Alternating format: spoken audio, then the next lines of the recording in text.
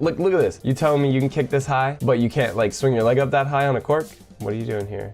Better be a gainer. Better not be a cork attempt. Bro, don't tell me this is a cork attempt. Your leg? A lot. This is, why did it cut off? Did you crash? I'm gonna go look at that post.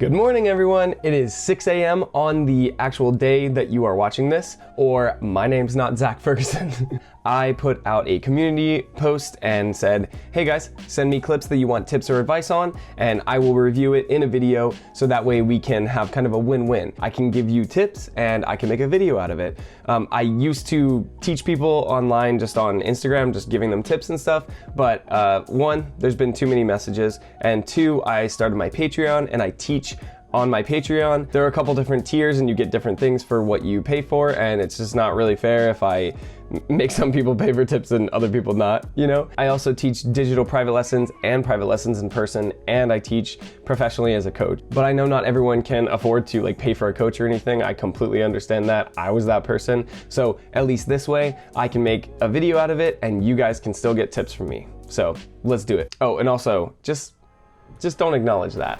When you see it, it sees you. Okay, we're gonna start with you, Zalman Turin.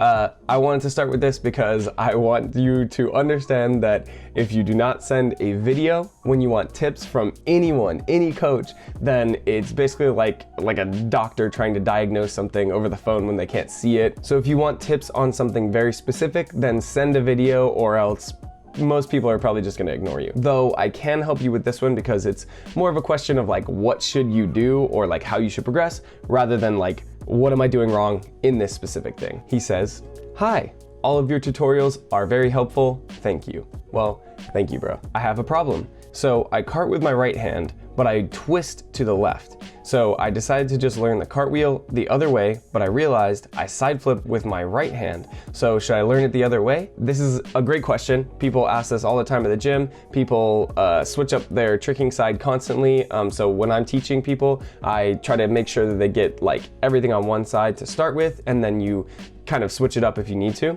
But in this specific situation, you're actually doing the right thing. It depends on what you're looking for, but I would argue that you should get side flip on both sides depending on like the utility you're looking for. For example, if you want to just regular side flip, if you go with your right hand, you're actually twisting to your left when you flip. You shouldn't twist too much in a side flip, but that's just kind of the way you're turning your head, which means that you're like going with your right arm, but twisting to the left for your normal side flip. That's like correct if you twist to your left like normal. Like normal. I'm not saying right side, you know that. But I like to do cart sides, and a lot of like free runners do cart side circles and stuff.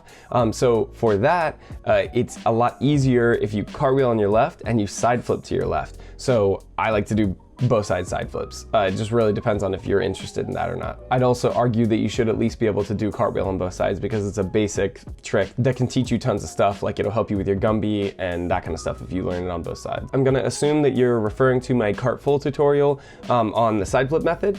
And so if you're doing it that way, then you're doing it correct. You should cartwheel to your left and side flip on your right, because what's gonna happen is you cartwheel, you look over, you side flip on your right, and then you twist all the way back to there, and that will be a cart full when you land it. But yeah, I hope that answers your question.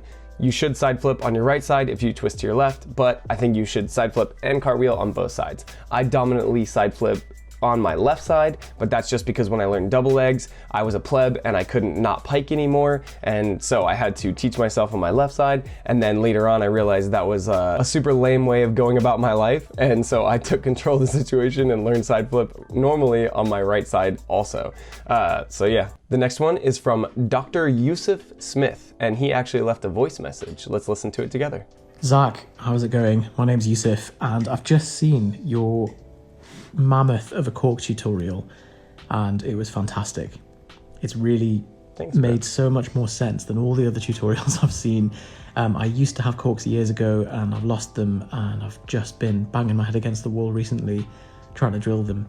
And the way that you've broken it down, the different entry routes into it have been super helpful. So I just wanted to say thank you. I'll send you some of my recent fails, but I feel like I'm getting there, and I'm going to try out some of the methods that you have described. Heck yeah, bro. Also, like, you should like read audiobooks or something, because like your voice is nice, bro. Let's give it a look. So what I'm seeing right off the bat is the swing. I'm sure you're already aware of that. You're not swinging bad, and that stand up that you're doing right there is like really good. You're using the air track, which that's totally fine. I would recommend doing that because it's gonna give you a lot of power. You're really trying to stay straight, which I would argue is not gonna help you at all on single corks. I think you should tuck a lot more. But then some of them you do tuck. So it looks like your technique is just a little inconsistent, and I'm not sure if like you know what you're going for, or like each time you go, I'm not sure if you're like changing it on purpose or not. I'm interested to see what your gainer looks like. I'm gonna look and see if I can find your gainer. The D-leg's nice. Ooh. Ooh. Oh, that's a common mistake on double legs. When I do double legs, eventually when I have any time, I'm gonna go over this. I'll probably use your example, bro. I'm gonna ask. Okay, so I searched through your entire Instagram. I didn't see a gainer on there, so you got to work on your gainer. I don't know if you do, like you may have it, but it just may not be on your Instagram. That's totally fine. From what I'm seeing, it looks like you're not getting enough flip, and it looks like you're like not used to flipping like that. Like you obviously flip a bunch. You have a really good tumbling base. I like your form. It's just that when you swing for your cork, you're just not getting any like flip. What's happening like a couple times, like it's a few different things basically. So you swing. You should be getting more power from the swing. Think about it like you already have your backwards momentum down. Like you're getting that really good. You're pushing yourself kind of backwards, but you're not really getting much lift up. You're swinging, and like that should give you your rotation to flip. So all of your rotation should come from the swing and or the arms, like swinging along with your swing, but people, do handcuff corks and stuff, so you don't need the arms. Either way, the rotation comes from that swing of the arms and leg, and then you twist around the axis of your right leg, in your case, because you twist to the left like me. So you're swinging your right leg, and then that is the axis that you twist around. But if you don't swing enough, then you'll just immediately descend when you try to swing, when you try to twist. You can block a lot more with that left leg also. You kind of want to like really stiffen out that left leg, almost like a pogo stick or something. Like it's very stiff, but it's kind of like a bounce in the slight bend in the knee and like a slight bend in the hip, and then everything is like as stiff as it can be when you're actually swinging. So you want to like almost like take as much time on the ground as possible and keep yourself on the ground as you swing that leg to the apex, like as much as you can, and then you twist over. It looks like soft, like it's not giving you much block. On some of them it's pretty good, but you're really traveling, kind of like someone else later. It looks like you're setting to the side a lot, like on a lot of your attempts that you are like setting up for on the floor. You're like leaning in on that like J step, and that is a common issue on like a lot of beginners when they're learning swings. The more you can just stand up straight, like literally like normal when you go into that J step, the better, until you get better, and then you can have like a slight block. But even then, if you look at the best people that do swings, like they're basically just standing straight up when they do swings, when they land their setup for swings, like a J step, a Euro, or whatever. On some of these attempts though, you're like really doing it well enough to land, but then like you don't have enough velocity in that leg or anything. So you really just need to work on swinging more, man. Like just work on maybe a lower progression, or just keep drilling this if this doesn't hurt. You're slamming a lot, which, most educators would say don't do that, but I've been known to slam in my time, so it's up to you, Work on your gainers, make your swing like godly in your gainers, and then all you're gonna do is swing a little more over the side than you normally do for like a gainer flash, and then you just twist. A lot of educators say to get slant gainer or cheek gainer and gainer flash before you cork, and the reason mainly for that is not because you want to swing straight over with your cork so much, it's because you want to be able to get that leg like as stiff and straight as possible, and by the time you have the power to swing for a gainer flash, then that swing is going to give you enough velocity to cork. So if you swing with the like stiffness and power of a gainer flash, but kind of over to the side, then you'll be able to twist around that axis super fast because it's flipping you, and you don't have to think about flipping anymore. You just turn your hips and your head and then you're already like ready to land. To summarize, work on gainers more unless you already have them God tier. You can send me a message if you do have them God tier. And then once you get that really, really solid, you swing, you tuck the left leg as tight as possible. That's gonna twist you, and then you landed your cork, hopefully. All right, next up is Ruben Galdo. He is someone who I did help on Instagram because I kind of use the Spider-Man rule of everybody gets one. Thanks, Spider-Man. Everybody gets one. Tell him, Peter. Apparently everybody gets one. And I helped him to get his cart full.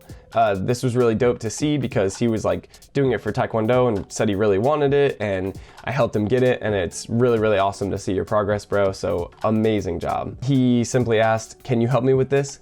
Thanks. And it's another cork. Everybody wants to learn corks today. All right, so you're using a setup. You're going from master scoot.